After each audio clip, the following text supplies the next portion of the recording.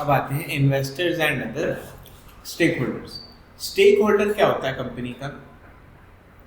जो जो लोग कंपनी का या कंपनी के होने से डायरेक्टली या इनडायरेक्टली अफेक्टेड होते हैं, ऑल आर स्टेक होल्डर्स। वापस से, कंपनी के होने से जो जो लोग या एंटिटीज डायरेक्टली या इनडायरेक्टली अफेक्ट होते हैं, ऑल आर स्टेक होल्डर्स। तो शेयर होल्डर हो गए इक्विटी वाले, दो बार तो कर दिया। जो जो लोग या एंटिटीज वो कंपनी के होने से या फिर डायरेक्टली या इनडायरेक्टली इफेक्ट होते हैं, all are stake holders.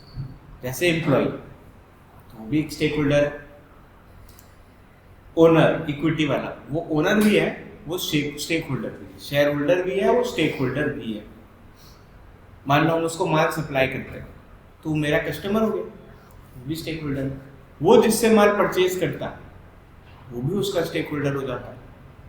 Government income tax, वो भी एक स्टेक होल्डर हो जाता है। Stakeholders and other ESG factors, चलो देख लेते हैं।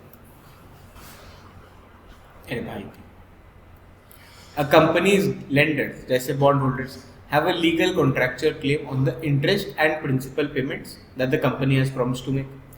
Owners have a residual claim to the net assets, मतलब जो भी सबको चुकाने के बाद जो भी एसेट बच जाता है वो इक्विटी वालों का। तो रेसिडुअल मतलब रिमेनिंग, बचा हुआ वो सब। Sorry. Lenders have a higher priority of claims than equity owners. Because debt is less risky than equity, it is a less costly form of capital. Simple, risk कम है तो आपका रिवॉर्ड भी कम होगा, एंड वाइस वर्सा। सब कुछ mark नहीं करना, रीड थ्रू।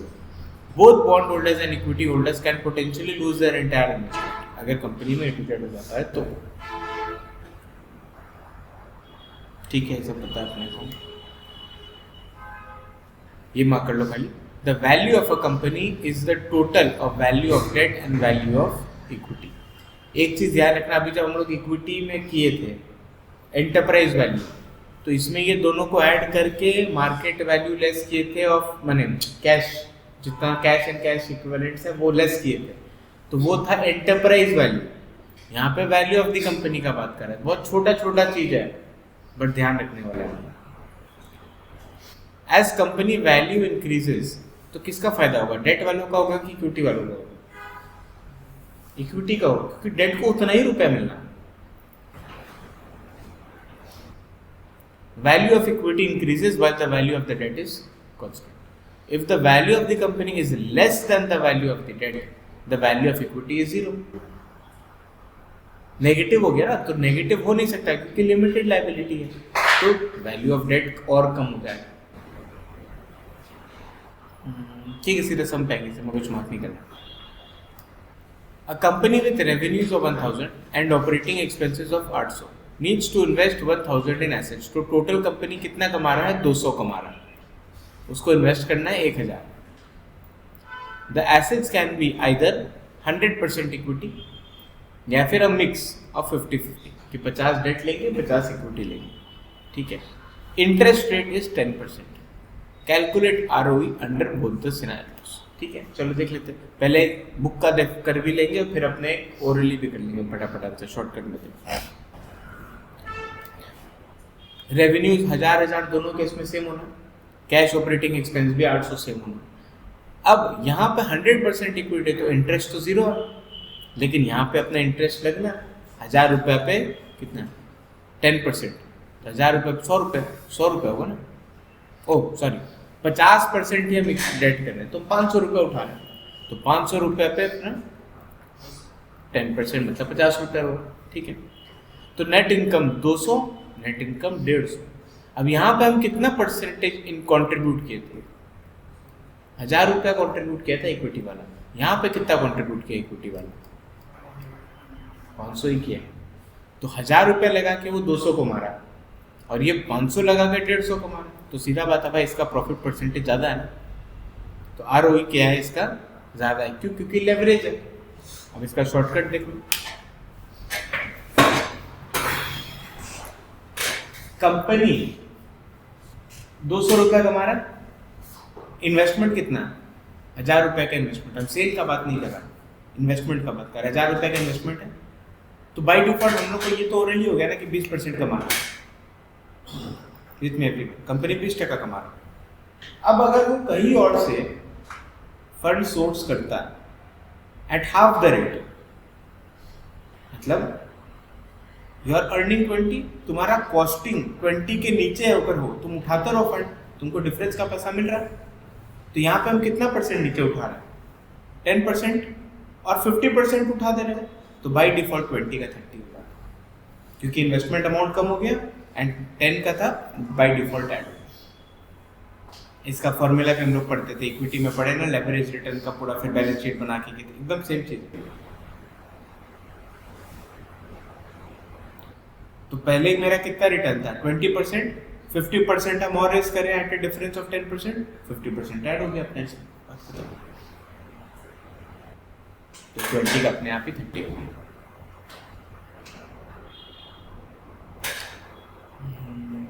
ठीक है, इसे हम कुछ ना करना, अपने को ऑलरेडी मालूम है। ये वाला देखिए, impact of a decrease in revenue. अब लॉस भी थोड़ा देखो क्या होगा। कंटिन्यूइंग द प्रीवियस एग्जांपल, अगर आरओई वापस से निकालना है, if it's revenues decrease by 15% और बाकी कोई चीज में कोई चेंज नहीं है, ठीक है, तो 850 हो गया। 800 का खर्चा है, 50 रुपए का इंटरेस्ट है, कमाई कितना हो गया? 0। यहाँ पे चलो कुछ तो है, तो आरओई है 5%, वेरएज यहाँ पे है 0। थोड़ा सा और खराब हो जाएगा तो नेगेटिव हो जाएगा, ये 0 रहेगा। ज्यादा हो गया ये पार्ट, क्लियर है ना? ये देखो, because of the difference in the risk profiles, interest of debt holders में conflict with interest of equity holders में नहीं, 100% कन्फ्लिक्ट होना। आज देखो, अगर कंपनी तरक्की कर लेता, बॉन्ड होल्डर्स को उतना ही पैसा मिलना, इक्विटी वालों का बम्पर प्रॉफिट है। अगर कंपनी डूबता, दोनों का पूरा प्रिंसिपल जाएगा, तो यहाँ पे थोड़ा नाइंसाफी टाइप हो रहा है। तो इक्विटी वाला क्या चाहेगा? देखो, अगर रिस्क हो रहा है और रिवॉर्ड अच्छा है तो अपने लेंगे, तभी तो इक्विटी ली है। We want that higher risk and higher premium, higher return. Bond वाला क्या चाहेगा? अरे यार, जितना हो सके कंपनी सेफ इन्वेस्टमेंट करे, ज्यादा रिटर्न में मत जाए। अगर उसका 15% 14% भी आ रहा है, मेरा 12% का इंटरेस्ट दे देगा, बस हमको कोई और लेना देना नहीं है। उसको कोई फर्क नहीं पड़ता कि इक्विटी वाला पैसा बनाए या नहीं बनाए, उसको अपना इंटरेस्ट और प्रिंसिपल से मतलब है। तो बॉन्ड होल्डर्स हमेशा चाहेंगे company safe and sound investments करे।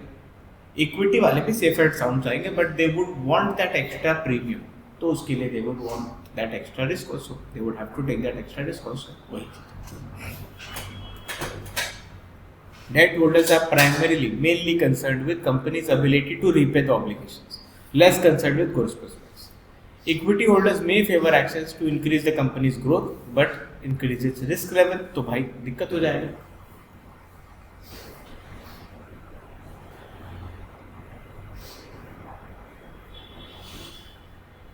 ये मार्क कर लो, हम समझा दें। अब थोड़ा एक गेम खेलेंगे। अपना ये बैलेंस शीट है,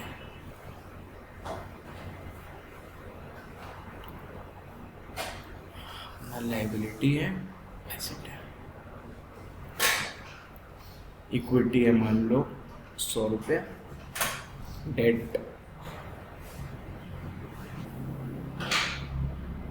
मान लो 50 रुपये का डेट, 20 रुपये का डेट है।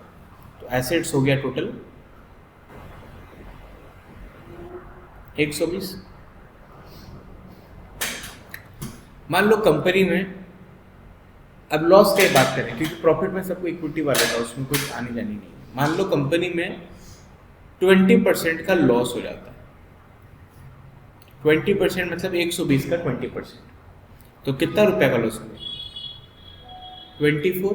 लॉस कौन बेयर करता है, डेट की इक्विटी? इक्विटी। तो इक्विटी के पास 24 रुपीज है क्या? तो आराम से दे सकता है। तो अब इक्विटी वैल्यू हो गया 76। नेक्स्ट स्टेप, फिर से 20% का लॉस कर दिया, मान लो इसी पे, टू कीप इट सिंपल। तो फिर 24 रुपए का लॉस हुआ, ये और कम हो जाएगा 24 से, मान लो ये हो गया 52। सिंपल है ना? अब केस 2, इसको थोड़ा अलग से। अच्छा, अभी केस 1 में फिलहाल डेट होल्डर्स का कोई दिक्कत? डेट कितना दिया है उसने, 20 रुपया। अब एसेट्स कितना हो गया इसका, 48 का लॉस हो गया ना अभी भी, लेकिन एसेट अराउंड 70 है ना, 70 का एसेट बेचने जाएंगे 20 रुपया तो मिल जाएगा। तो डेट को कोई दिक्कत नहीं है, इलिक्विड भी है तो 20 रुपया तो मिल ही जाएगा। जिसका फटना है इक्विटी वालों का फटना। चलो केस 2, इक्विटी है 100, डेट है 200, तो टोटल कैपिटल हो गया 300। तो अगेन इस केस में भी 20% का लॉस लेंगे, तो कितना रुपए का लॉस हो गया, 60 रुपए का लॉस हो गया। इक्विटी में है 60 रुपए, चलो है दे देंगे, तो नया इक्विटी हो गया 40। अगले साल फिर 20% का लॉस, फिर 60 रुपया। है क्या 60 रुपया इक्विटी वालों के पास? अब क्या होगा, कंपनी हो गया मस्त बैंकरप्ट, क्योंकि पैसे ही नहीं है। अच्छा, अब ये 20 रुपए का लॉस कौन भुगतेगा? अब कितना एसेट्स बचा कंपनी के पास, 60 करके 120 का लॉस हो गया, तो एसेट कितना बचा, 180। 200 का क्लेम था, तो 20 रुपए तो बैठे बैठे गया। अब ये 180 जब लिक्विडेट होगा, पता नहीं और क्या भाव में बिकेगा। तो भाई डेट का तो फ्री पॉकेट में लॉस हो गया 50 रुपए का, मान लो 150 में बिकता है ये, तो 50 रुपए का तो फ्री पॉकेट में लॉस हो गया। तो यहाँ पे बोलने का क्या मतलब है, अगर कंपनी में ज्यादा डेट है कंपेयर टू इक्विटी, या डेट इक्विटी रेशियो बहुत हाई है, तो भाई ये सब कंपनी में जैसे ही खराब टाइम आएगा वो कंपनी खत्म है, मतलब वो बचने नहीं वाला, उस टाइप का चीज। तो साइक्लिकल नेचर में तुम लोग देखोगे जो भी कंपनीज होंगे ना, उन लोग बहुत कम डेट में ही काम करेंगे। अदरवाइज थोड़ा देख के इन्वेस्ट करो वो सब कंपनी, वरना ऐसा ही सिनारियो बैठेगा, लॉस इक्विटी नहीं डेट ही भुगतेगा। Hence these companies are very active. देखो हम लोग बोलते हैं ना ज्यादा डेट है तो ज्यादा रिस्क है, दिख रहा है रिस्क। इक्विटी वालों का भी रिस्क है, डेट वालों का भी रिस्क है। इक्विटी वालों का रिस्क ऐसे 2 साल खराब होने से कंपनी बंद करना पड़ जाएगा, पर ऐसे थोड़ी होता, 2-3 साल तो हो सकता है खराब हो गया, लेकिन कंपनी बंद करना पड़ जाएगा। तो बॉन्ड होल्डर्स क्या करते हैं, रिस्ट्रिक्शन डाल देंगे कि आप इससे ज्यादा डेट नहीं यूज कर सकते, इससे ज्यादा आप डेट यूज उठा के डिविडेंड नहीं बांट सकते। वो तो डिविडेंड बांट के इक्विटी वाले रुपया घर लेंगे, उसका काम खत्म। तो ये सब नहीं चलेगा। क्लियर? Moving on.